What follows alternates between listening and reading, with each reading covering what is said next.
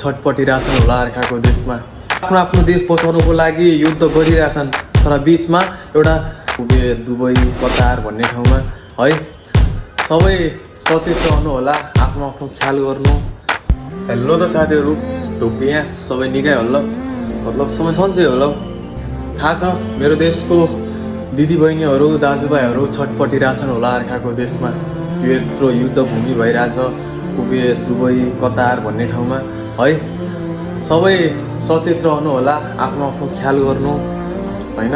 अब के गर्नु र मेरो देशको स्थिति नै त्यस्तै छ जुन कि देशहरू आफ्नो आफ्नो देश बचाउनको लागि युद्ध गरिरहेछन् तर बीचमा एउटा नर्क जस्तै जिन्दगी कयौँको ज्यान गुमाउने को भइरहेछ आखिर मेरो देशको नागरिक है। यो कुरा उठाउनु पर्ने आखिर ठुलो कन्टेन्ट क्रिएटरहरूले हो बट उनीहरू भने खै थाहा भएन के गरिरहेछन्। बट म भन्छु कि अहिले रिसर्च गर्दाखेरि 46 लाख यानि कि नेपालीहरू अर्काको देशमा मृतक फेला परेका छन्। कोही मृतक बाकसमा नेपाल छन् होइन। अनि त्यो 46 लाख मध्ये 10,95,000 महिला छन् र अरू सब पुरुष छन् है। त्यस्तो भएको छ मेरो देशको हालत यानि कि 3 करोड जनताबाट पनि 46-47 लाख अर्काको देशमा ज्यान गुमाउनु पर्छ है।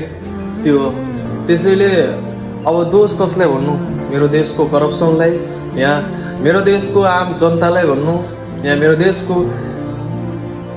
सरकारलाई भन्नु हैन। तर लाग्छ कतिखेर हुन त हामी पनि परदेशमै छौँ हाम्रो पनि जिन्दगी परदेशमै बित्ने हो है। तर एउटै क्षमा छ हुन त अब केही सुधार होला मेरो देशमा।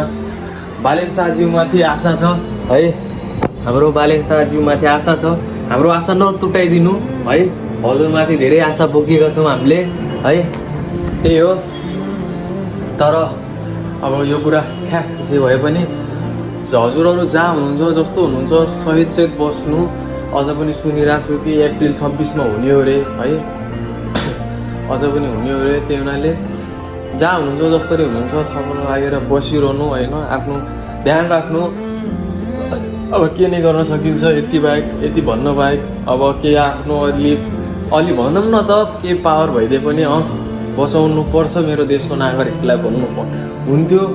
आफूसँग केही छैन हामी पनि हजुरहरू जस्तै मेरो दाजुभाइ जस्तै अर्काको देशमा होइन भाडा धुने खाना पकाउने त्यही काम हो होइन। के गर्नु त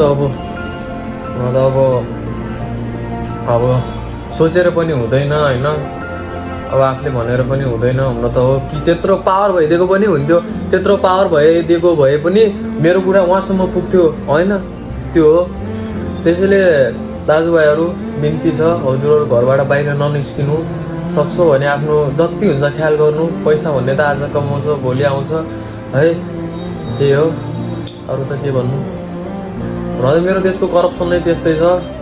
न त कसैले हुन दिन्छ न त कसैले हुन खान दिन्छ त्यही हो होइन। तर पनि एउटै यो जन्म चेतनामूलक अनुसार बनाएको भिडियो हो हजुरहरू। दुःख लाग्यो यस्तो भइरहेछ। हुन त कति हावा गफ पनि हो हुन त यो इन्डिया न्युज हो साला घोषणा गर्नु। तर पनि एउटा भन्नु खोजेँ आफू सचेत रहनु।